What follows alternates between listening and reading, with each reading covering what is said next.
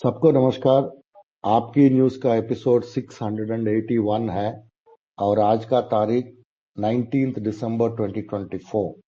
आम आदमी party challenging the status को, shaking up system, creative destruction in Indian politics, AAP governments, leaders in governance and public policy, entrepreneur governance, AAP opposition role, responsible fighting for people's issues and boldly resisting wrong policies. Please follow Aapki News on X @NewsAAPKE and also watch and share YouTube channel आपकी news. Delhi का समाचार इस प्रकार है। एक बहुत बड़ा ऊंचे स्तर का ऊंचे तब का एक काया पलट हो गया है 10 साल के अंदर।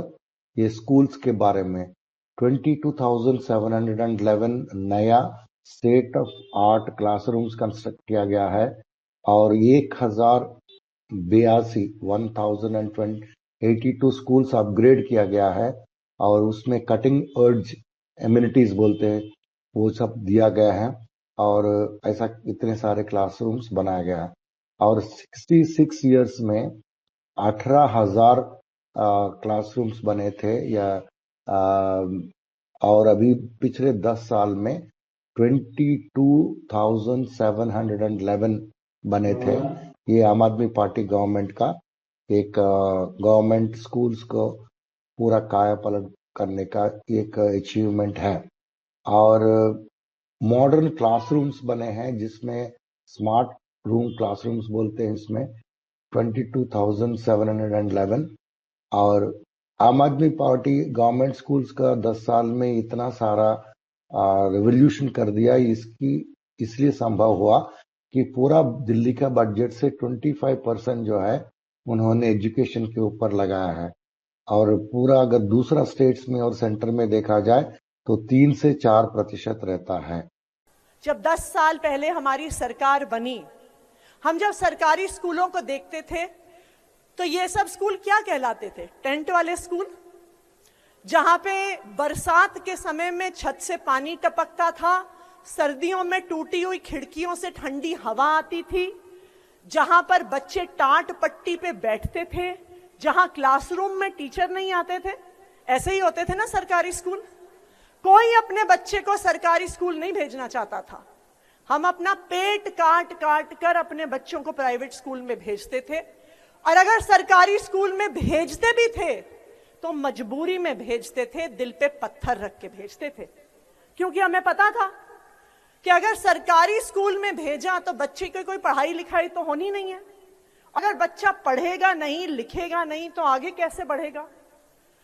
और इसी व्यवस्था की वजह से जो एक अमीर परिवार का बच्चा होता था उसको तो महंगे प्राइवेट स्कूल में अच्छी शिक्षा, उसके बाद अच्छा कॉलेज, अच्छी नौकरी मिल जाती थी, लेकिन एक गरीब परिवार का बच्चा टूटे फूटे सरकारी स्कूल में जाता था, शायद पढ़ाई भी नहीं पूरी करता था और अगर करता भी था तो कुछ बहुत छोटा मोटा दुकान में मैकेनिक का काम उसको मिलता था। इसका नतीजा कि अमीर का बेटा अमीर और गरीब का बेटा गरीब ही रह जाता था। ये हमारे देश की सच्चाई थी। लेकिन 10 साल पहले एक ऐसी सरकार आई, एक ऐसे मुख्यमंत्री आए, अरविंद केजरीवाल जी ने एक सपना देखा। उन्होंने सपना देखा कि चाहे कोई बच्चा गरीब से गरीब परिवार का हो, लेकिन उसको शानदार शिक्षा मिलनी चाहिए, दुनिया में सबसे अच्छे अवसर मिलने चाहिए और तभी से शिक्षा क्रांति की शुरुआत हुई। दिल्ली वो पहला राज्य बना जिसने अपने बजट का 25% शिक्षा पर लगाया। आज भी देश में कोई ऐसा राज्य नहीं है जो इतना पैसा हमारे बच्चों की स्कूलों पर लगाता है, उनकी शिक्षा पर लगाता है, उनके भविष्य पर लगाता है।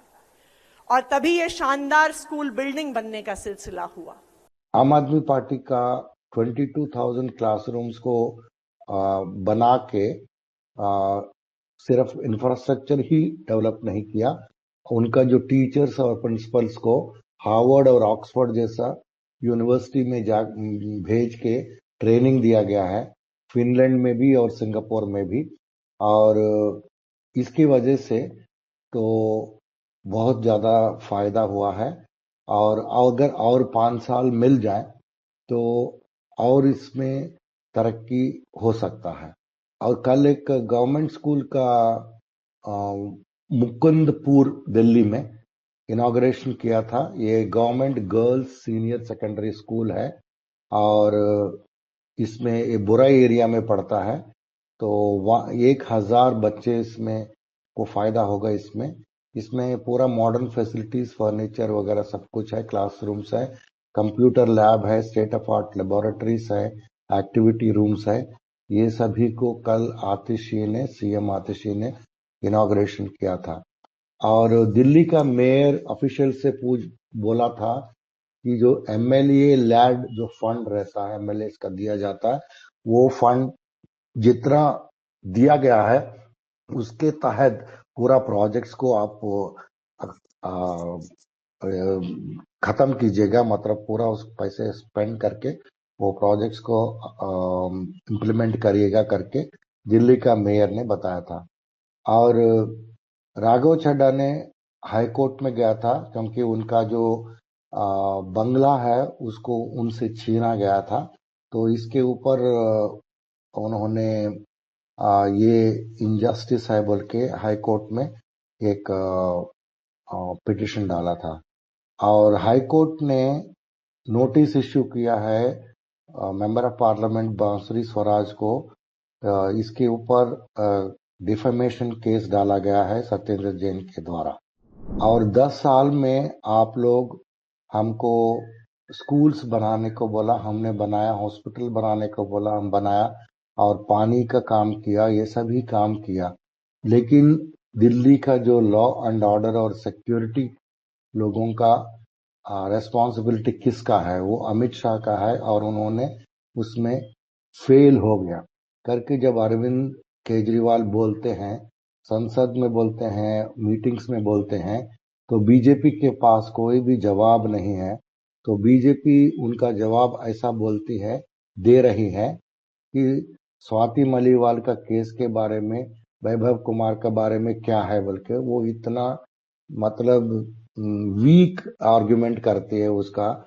तो ये बिल्कुल जवाब नहीं दे पा रहे हैं क्योंकि दिल्ली में लॉ एंड ऑर्डर का बहुत बुरा हालत हो चुका है। गली गली में शोर है, नरेंद्र मोदी चोर है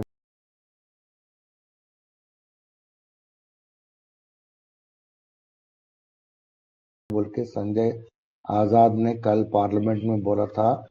केजरीवाल ने एक पहला लीडर है पूरा दुनिया में, उन्होंने एक ऑटो ड्राइवर्स को इतना सम्मान दिया और उनके लिए, उनका समस्या के लिए इतना सोचा। एक ऑटो ड्राइवर में बहुत अच्छा समझाया था। ये भी हमने ये वीडियो में दिखा रहे हैं।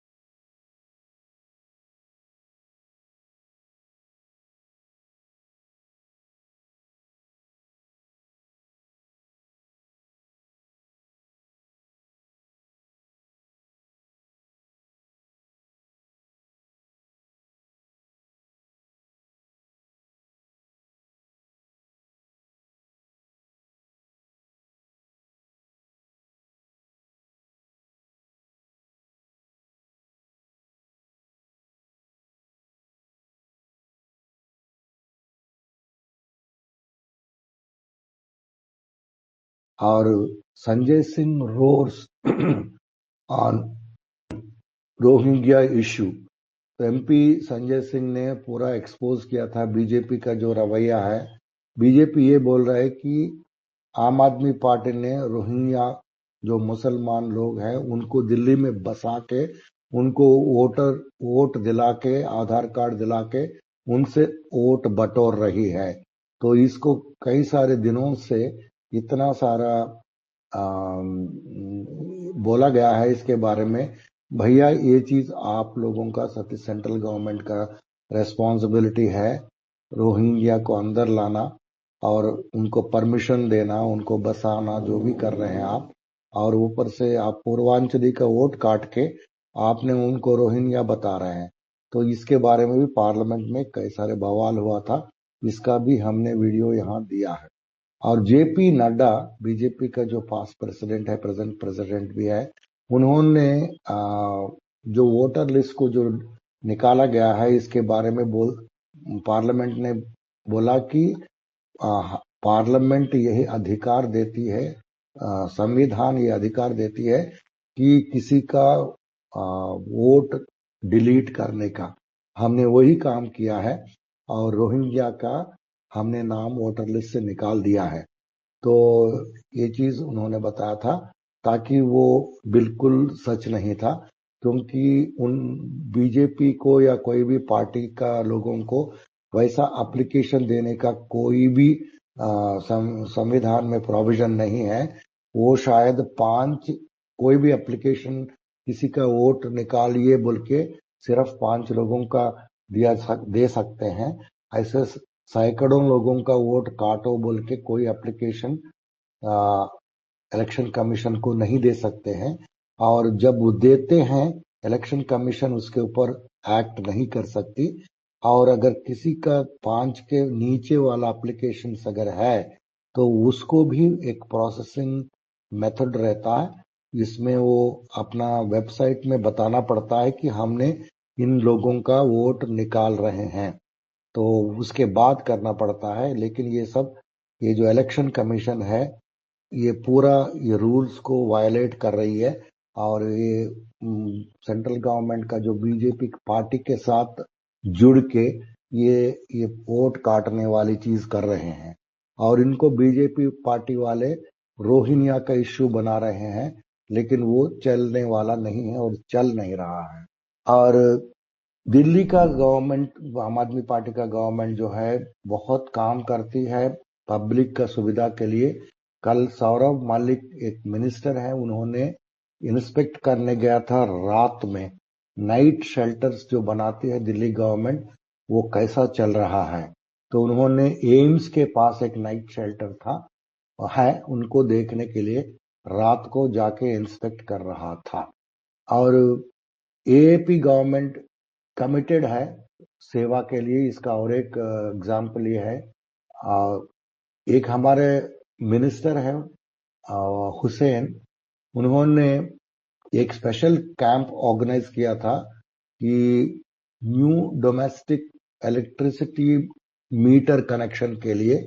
ये बस्ती हरफूल सिंह सदर बाजार में किया था। दिल्ली में कोई भी सुरक्षित नहीं है। बीजेपी दिल्ली वालों को सुरक्षित करने में फेल हो गया। एक महिला ने बीजेपी का बारे में बताया था, इसका भी हमने यहाँ दिया है। और गुजरात में यूपी और गुजरात जैसे स्टेट्स को 400 करोड़ रुपया ओलंपिक्स के बारे में उन्होंने बजट दिया गया है। तो गुजरात, इसका मतलब 400 करोड़ खर्च करके वहां का लोगों से स्पोर्ट्समैन तैयार करने के लिए, और वो लोग ओलंपिक में जा सके, उनका फैसिलिटीज सब दिया जाए। लेकिन आपको मालूम है कि गुजरात में कोई भी सिंगल मेडल नहीं ला रहा है ओलंपिक में, ताकि ओलंपिक्स में पंजाब 20% का मेडल लाती है, लेकिन उनका फंड एलोकेशन बहुत कम है। तो जो जिन में बीजेपी का सरकार है वहां ये लोग पैसे दे रहे हैं ओलंपिक्स को आगे बढ़ाने के लिए, जैसे कि यूपी और गुजरात। लेकिन जहां ओलंपिक का सही ढंग से मेडल लाने वाले स्टेट जो पंजाब है, उसको नजरअंदाज किया जा रहा है। पंजाब का मिनिस्टर खुदियन ने रिजेक्ट किया था। सेंटर का एक ड्राफ्ट है, national policy framework on agricultural market. उन्होंने बोला था ये पंजाब का इंटरेस्ट में नहीं है, और करके उन्होंने सेंट्रल गवर्नमेंट का एक पॉलिसी को रिजेक्ट किया था। हमने 18 लाख का एक गार्बेज ट्रक खरीद नहीं सकते थे, लेकिन अभी आम आदमी पार्टी का गवर्नमेंट आने के बाद 18 करोड़ का हमने पैसे खर्च कर रहे हैं। ये बोला गया था मुल्लनपुर काउंसिल फंड के तहत। ये एक वहां का काउंसलर कहा था कि पिछले 2.5 साल में हमारे पास इतना फंड है, तो हम पहले एक छोटा सा ट्रक, गार्बेज ट्रक नहीं खरीद सकते थे म्यूनसिपालिटी में, अभी हम लोग 18 करोड़ भी खर्च कर रहे हैं। ये बीजेपी का पंजाब में एक काउंसलर ने कहा था। कॉन्स्टिट्यूशनल अमेंडमेंट जो स्टेट्स अपने आप कर सकते हैं, प्रेसिडेंट एक ऑर्डर इशू किया था कि स्टेट गवर्नमेंट अपना इलेक्शंस खुद कर सकते हैं, जब चाहे कर सकते हैं बोल के उन्होंने इलेक्शन एक प्रपोजल कॉन्स्टिट्यूशन अमेंडमेंट मेरे ख्याल में प्रेसिडेंट्स को भेजा गया था। तो ये सिर्फ फिर उसका कोई मतलब नहीं रह गया। वन इलेक्शन वन नेशन वाला ये पार्लियामेंट में जो डिस्कस कर रहा है, तो ये चीज होने वाला नहीं है। ये अभी ठंडी बस्ती में चला गया है, ये चीज बताया गया। सुप्रीम कोर्ट सेंटर का रेस्पॉन्स में एक चीज पूछा था कि भाई पैन इंडिया में, पूरा इंडिया में आप वुमेन का सेफ्टी के बारे में क्या कर रहे हैं, तो करके उन्होंने सुप्रीम कोर्ट ने सेंटर को पूछा था, फटकार दिया था। तो अरविंद केजरीवाल ने ये बोला कि पहले आप दिल्ली के बारे में पूछिएगा, दिल्ली में क्या कर रहे हैं महिला सुरक्षा के लिए। और गुजरात गवर्नमेंट एक सोच रही है, सूरत डिस्ट्रिक्ट कलेक्टर एक को 2024 में उसको सस्पेंड किया था, क्योंकि उन्होंने वो जो 2000 करोड़ का डोमस लैंड स्कैम किया था, उसमें वो इन्वॉल्व था। सूरत डिस्ट्रिक्ट कलेक्टर, उसको सस्पेंड किया गया है और उसको फिर से रीइंस्टेट करने का वो सोच रही है करके सुनने में आया। और गोवा डेप्यूटी स्पीकर एक आदमी है, वो उनका नाम है सुलेमान सिद्दीकी खान। उन्होंने पहले एक मेसन था, वहां से उन्होंने बहुत बड़ा लैंड ग्रैबर बन गया, तो गोवा का डिप्टी स्पीकर बन गया। लेकिन उसके ऊपर बीजेपी कुछ नहीं बोल रहे हैं, सिर्फ हमारे एमएलए भी, आम आदमी पार्टी के एमएलए वो चीज उठा रहे हैं। और गोवा का और एक समाचार इस प्रकार है, रावण फोर्ट बोल के एक जगह में एक ब्रिज है, वो उसका कॉस्ट था 21.32 करोड़ का। 2 साल पहले 2021 में एस्टिमेट किया गया, तो इसके बाद उसको 54.13 करोड़ बनाया गया है। मतलब इसको ब्रिज का जो बनाने वाला कॉस्ट है 2 साल के अंदर डबल किया गया है। ये वो ब्रिज का गोवा का कहानी है। और गोवा का फिस्कल डेफिसिट इतना ज्यादा बढ़ गया है 800% 20 साल के अंदर।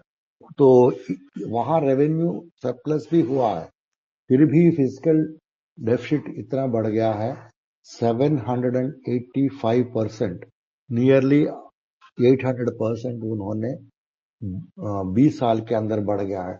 अगर आपने 2004-2005 फाइनेंशियल ईयर का स्टेट का आउटस्टैंडिंग डेट देखेंगे, वो जो है 34,758 करोड़ हो गया वो मार्च 2024 के अंदर।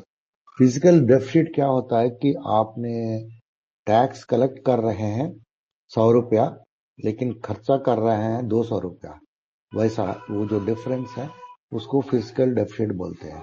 तो टैक्स जो कलेक्ट कर रहे हैं वो 100 से बढ़कर 110 हो रहा है, 120 हो रहा है, मगर ये डेप्थ जो है वो बढ़ते ही जा रहा है। मतलब ये बढ़ने से भी डेप्थ बहुत ज्यादा, मतलब हमने पैसे ज्यादा कमा रहे हैं थोड़ा बहुत, मगर उससे ज्यादा बहुत ज्यादा हमने लोन लेके खर्चा कर रहे हैं। ये आपका फैमिली बजट में भी समझ में आता है। वैसे ही स्टेट्स का भी चलता है। इंडियन रेलवेज का एक स्कैम चल रहा है। इसमें क्या होता है कि वो लोग एप्लीकेशंस भेजते हैं, 250 रुपीज एप्लीकेशन, फीमेल के लिए 250, आदमी के लिए 500, SC ST के लिए 500, वैसा एक एप्लीकेशन भेज के वो इंडिविजुअल्स को अप्लाई करने को बोलते हैं। ये चीज के ऊपर इतना बड़ा स्कैम चल रहा है। ये बहुत ज्यादा रेलवे जॉब्स के ऊपर अनएम्प्लॉयड जो लोग रहते हैं, युवा रहते हैं, उनको एकदम फ्रॉड और डूप किया जा रहा है। ये एप्लीकेशन का एक बहुत बड़ा स्कैम चल रहा है। आप जब पढ़ाई करते हैं उसमें एक नॉर्मलाइजेशन प्रोसेस रहता है। नॉर्मलाइजेशन प्रोसेस मतलब आपको जब मार्क्स देते हैं गवर्नमेंट रिक्रूटमेंट में या कोई भी चीज में, तो उस चीज में मध्य प्रदेश में जब नॉर्मलाइज किया गया था तो एक कैंडिडेट को 100 में से 101.66 मार्क्स दिया गया था। तो ये एक बेरोजगार युवा ने इंडोर से बताया था कि ऐसा हो रहा है नॉर्मलाइजेशन बोल के मध्य प्रदेश में। इलायराजा जो बहुत ही फेमस लेजेंडरी कंपोजर है, म्यूजिक कंपोजर है साउथ इंडिया का, तो उनको तमिलनाडु में आंदाल टेम्पल बोल के एक है, वहां उनको आने नहीं दिया है। क्यों? क्योंकि वो दलित समाज से आते हैं। तो ये टेम्पल एडमिनिस्ट्रेशन बोला कि इस जगह तक हमने लोगों को अलाउ करते हैं और आगे उनको अलाउ नहीं करते हैं अगर वो दलित समाज के हैं तो वैसा उन्होंने उनको एंट्री नहीं दिया गया है। और हर्ष सांघवी, ये होम मिनिस्टर गुजरात का है, उन्होंने आम आदमी पार्टी का एक नेता के ऊपर, कार्यकर्ता के ऊपर उन्होंने ऐसा एलिगेशन लगाया कि उन्होंने फेक ईडी ऑफिसर बोल के उन्होंने लोगों के पास जा रहा है बोल के उनको अरेस्ट किया गया है। इसके ऊपर बहुत ज्यादा बड़ा प्रोटेस्ट हो रहा है। इसमें गोपाल इटालिया है और कई सारे नेता वहां शामिल हैं और वो लोग सड़क पे प्रोटेस्ट कर रहे हैं कि ये बहुत गलत चीज कर रहे हैं तुम लोग बोल के। ये फर्जी केस है, आपको बोलने की जरूरत नहीं है हमको। आम आदमी पार्टी एक लोगों का एक आवाज है, तो ये आवाज को बीजेपी कभी भी दबा नहीं सकते। तो ये चीज गुजरात में हमारे लीडर्स ने बताया था। अनएम्प्लॉयमेंट बहुत ज्यादा बढ़ रहा है, इन्फ्लेशन बहुत हाई है, लेकिन इसकी वजह से बेगर्स मतलब जो भीख मांगने वाले भी ज्यादा हो गए हैं। लेकिन एक वैसा एक ministry of social justice and empowerment, union ministry and social justice and empowerment, उन्होंने एक ऐसा चीज इंडोर में डिस्ट्रिक्ट एडमिनिस्ट्रेशन उन्हें निकाला, एक रूल निकाला कि January 1 2025 से लागू हो जाएगा। तो आप इंडोर शहर में आप किसी बेगर को अगर पैसे देंगे तो आपके ऊपर एक FIR हो जाएगा।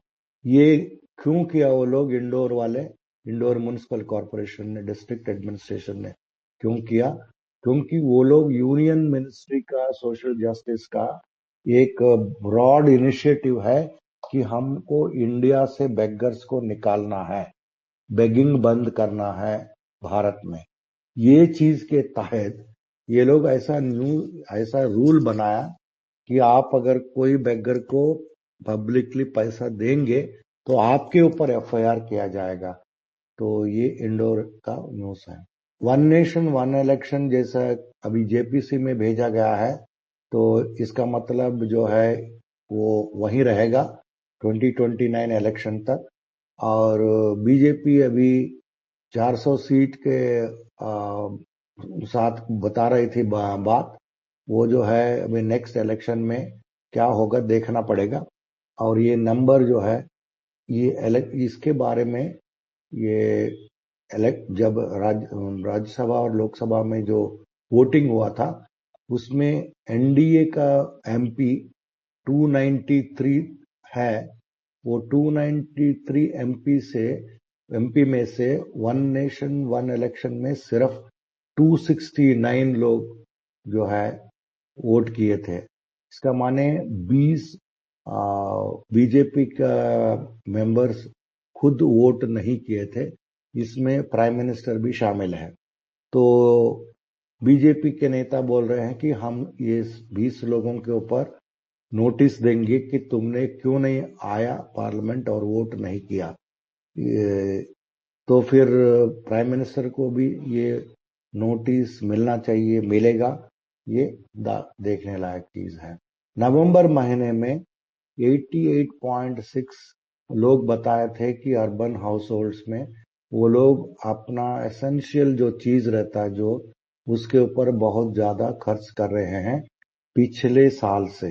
ये पिछले 9 साल से सबसे ज्यादा पैसे हम एसेंशियल चीज जैसा कि दूध है, राइस है, व्हीट है, खाना, इसके ऊपर हमने पिछले 9 साल से 9 साल में इतना पैसा खर्च नहीं किया था। हम वही अभी खर्च कर रहे हैं। तो इसी नवंबर महीने में 30% लोग बोले थे कि हमने जो नॉन एसेंशियल जो आइटम्स है वो चीज भी बहुत ज्यादा बढ़ गया है। पिछले 5 साल में इतना बढ़ोतरी नहीं हुआ जो नॉन एसेंशियल आइटम्स है उसके बारे में। ये सब क्लोज टू 95% रेस्पोंडेंट्स ने बोला था कि पूरा पिछले साल से सभी चीजों का महंगाई बहुत ज्यादा बढ़ गया है। और जनवरी 2021 में लास्ट टाइम 90% से कम लोग बोले थे कि कोविड-19 का पेंडेमिक की वजह से डिमांड कम हुआ था। लेकिन अभी इतना महंगा हर चीज हो गया है, वो भी हम लोगों का खाने पीने का जो एसेंशियल चीजों में। अभी तक जो टोल प्लाजा में आप जब ड्राइव करके जाते हैं वहां पैसे देते हैं वो 2.4 लाख करोड़ यूजर्स का पैसा अभी कलेक्ट किया गया है। ये नेशनल हाईवे के बारे में बोल रहा हूं मैं, सिर्फ नेशनल हाईवे में। तो आजकल ये डेटा जो है लोकसभा में दिया गया है और ये 758 टोल प्लाजास पूरा इंडिया में जहां अवेलेबल है डेटा उसके अंदर 2.4 लाख करोड़ कलेक्ट कर दिया है। और उत्तर प्रदेश, इसके बाद राजस्थान, उसके बाद महाराष्ट्र, यहाँ जो है सबसे ज्यादा टोल कलेक्ट होता है। तो 98% जो टोल पेमेंट जो है पिछले कुछ महीनों में हुआ है। ये फास्ट एजी एक टेक्नोलॉजी है जिसमें आपको स्मार्ट कार्ड जैसा मिलता है, वो मंथली शायद या ईयरली ले सकते हैं। वो टैग दिखा के आप पार कर सकते हैं। मतलब ये मंथली वाला ईयरली वाला स्कीम है, डेली देने की जरूरत नहीं। तो इसके द्वारा 98% टोल पेमेंट्स हुआ है। मतलब ये लोग रेगुलरली उसको यूज कर रहे हैं। एक आपको मालूम है लॉरेंस बिश्नोई, तो वो जेल में है गुजरात में, लेकिन उसको उन्होंने एक इंटरव्यू दिया था जेल से। तो इंटरव्यू कैसा जेल से नहीं दे सका वो, कैसे दे सका वो, तो इसके बारे में एक एसआईटी बिठाया गया है।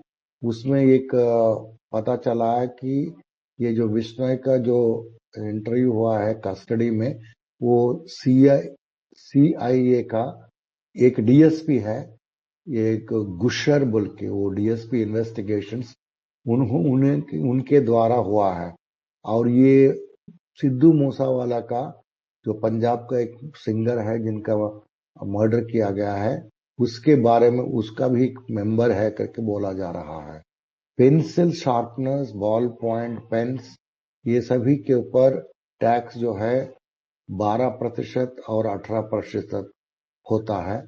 तो 5% जो है टैक्स जीएसटी इरेजर के ऊपर है, और पेंसिल शार्पनर के ऊपर 12 और बॉल पॉइंट पेन के ऊपर 18 हम जीएसटी पे कर रहे हैं। ये टैक्स टेररिज्म के अंदर ही आता है। और दिल्ली में आने के लिए दिल्ली चलो बोल के फार्मर्स का, किसान का एक प्रोटेस्ट और मार्च आ रहा है, उसको रोक दिया गया है। और ये हरियाणा का पुलिस ने उसको किया है, इसलिए वो लोग अभी बता रहे हैं कि रेल रोको करेंगे पंजाब में 18 तारीख को, आज इसका मतलब। और किसान का जो लाइव्स हैं वो ज्यादा इम्पोर्टेंट है, और ये अपना डिमांड को आप पूरा करना पड़ेगा। और इसके वजह से कितने सारे किसानों का आत्महत्या हो रहा है, उसको रोकना पड़ेगा। तो ये किसान आंदोलन का नेता बता रहे हैं। एक इंडियन रेलवेज ने बहुत बड़ा मेकओवर कर रही है। वो देहरादून, ग्वालियर और काचीगुड़ा वो हैदराबाद में, एग्मोर मद्रास में, यहाँ 24,500 करोड़ का मॉडर्नाइजेशन प्रोजेक्ट शुरू कर रहे हैं, खर्च कर रहे हैं उसके ऊपर। सिग्नलिंग प्रोजेक्ट, सिग्नलिंग, इसके ऊपर काम होने वाला है। और दूसरा एक हेरिटेज स्ट्रक्चर्स के ऊपर भी ये रेलवे का मेकओवर चलने वाला है। बीजेपी ने अपना पार्टी का खुद का ऑफिस अभी तक 768 बना चुके हैं, एक एक डिस्ट्रिक्ट में पूरा इंडिया में। उसमें से 563 कंप्लीट हो गया है और बाकी भी बन रहे हैं। ये बीजेपी का प्रेसिडेंट जेपी नड्डा ने बताया था सैटरडे को। तो उन्होंने गोवा में बीजेपी हेडक्वार्टर्स पणजी के पास और एक स्टोन लेइंग सेरेमनी, शिलासन करने का जो सेरेमनी में वो वर्चुअल कर रहे थे, उस समय ये उन्होंने बताया था। और मणिपुर में एक एसआईटी बिठाया गया है। तो इसमें इतने सारे वहां हिंसा हो रहा है, महिलाओं का भी शोषण हो रहा है इसके बारे में। तो उसमें 3023 केसेस हैं, उसमें से सिर्फ चार्जशीट किया गया है 6% केस के लिए। तो ये एसआईटी जो है सुप्रीम कोर्ट ने बनाया था। ये rape, sexual offence against women, murder, लूट, आर्सन, एथनिक वायलेंस, ये सभी के ऊपर एसआईटी बनाओ। तो एसआईटी बना के उन्होंने चार्जशीट किसको दिया? सिर्फ 6% को दिया था चार्जशीट। केसेस कितने थे? 3023। और एक गुजरात में illicit gas cylinder refilling scam शुरू हुआ है अहमदाबाद में। तो एम्प्लॉयज जो है गैस एजेंसीज का, वो लोग सिलेंडर्स को लेके उसका सील निकाल के वो चोरी करते हैं। 1.5 और 2 kg का गैस सिलेंडर को चोरी करते हैं, तो फिर दूसरों को डाल के वो स्कैम कर रहे हैं।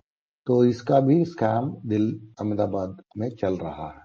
और गुजरात इतने सारे स्कैम्स का बारे में पॉपुलर हो गया है, तो वो अभी गुजरात का नाम निकाल के स्कैमिया बोल के डालना चाहिए करके किसी ने बोल रहा था। और उसमें कॉलेज का डिग्री का फेक चलता है, और फेक कोर्ट चलता है, फेक जज चलता है, फेक टोल प्लाजा चलता है, फेक गवर्नमेंट ऑफिस चलता है, और फेक हॉस्पिटल चलता है। तो अभी इतने सारे फेक चीज होने के बाद एक मल्टी स्पेशलिटी हॉस्पिटल का इनॉग्रेशन हुआ था, बहुत बड़ी स्तर पर हुआ था ये। लेकिन उसका 18 घंटे के बाद उसमें फेक डॉक्टर्स बैठ के, ये सूरत में हुआ है, तो वहां दारू पी रहे थे हॉस्पिटल के अंदर।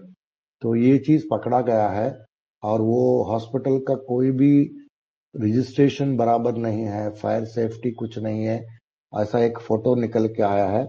तो ये हॉस्पिटल ऐसा इनॉग्रेट किया गया और इसके अंदर पुलिस लोग डॉक्टर का चेयर में बैठ के दारू पी रहे हैं। Cash for jobs scam. तो संजय सिंह ने एमपी राज्यसभा आम आदमी पार्टी, उन्होंने एक एलिगेशन लगाया था गोवा का मुख्यमंत्री की जो वाइफ है उन्होंने 100 करोड़ का एक स्कैम किया है। इसमें jobs for cash for jobs, पैसे लेके जॉब दे रहे गवर्नमेंट जॉब्स, इसके ऊपर सीएम का वाइफ इन्वॉल्व है बोल के। तो अभी वो सीएम का वाइफ जो है संजय सिंह के ऊपर 100 करोड़ का डिफॉर्मेशन सूट डाला है, वो गोवा का कोर्ट में डाला है। अभी शायद संजय सिंह को वहां गोवा का विजिट करते जाना पड़ेगा। मैंने 35 वीडियोस गुजरात का भरूच पुलिस ने हफ्ता लेते हुए लिकर शॉप्स में से उनको मैंने पुलिस को दिया है। उसका होम मिनिस्टर संघवरेश सिंह जो है वो कुछ नहीं कर रहे हैं। तो इसके ऊपर 2 फॉल्स केसेस पिटिशनर के ऊपर लगाया गया है। ये मैंने अभी जा रहा हूं अंकलेश्वर पुलिस स्टेशन इसी के बारे में। तो फिर मेरे को पुलिस ने कस्टडी में ले लिया है। ये ऐसा लॉ एंड ऑर्डर का काम चल रहा है, ये कोई कॉन्स्टिट्यूशन संविधान के तहत नहीं चल रहा है, ये कोई डेमोक्रेसी नहीं है, पूरा डेंजर में है। पुलिस डिपार्टमेंट ऐसा चल रहा है बोल के आम आदमी पार्टी का जो एमएलए और ट्राइबल लीडर जयतर वसावा ने कहा था। तो उनको डिटेन किया गया था। किसके लिए? क्योंकि उन्होंने 35 वीडियोस बना के दिया है कैसा गुजरात का पुलिस हफ्ता ले रहे हैं। तो आज का न्यूज़ इतना ही है और कल फिर से आपसे जुड़ेंगे नेक्स्ट एपिसोड में। सबको जुड़ने का बहुत बहुत धन्यवाद।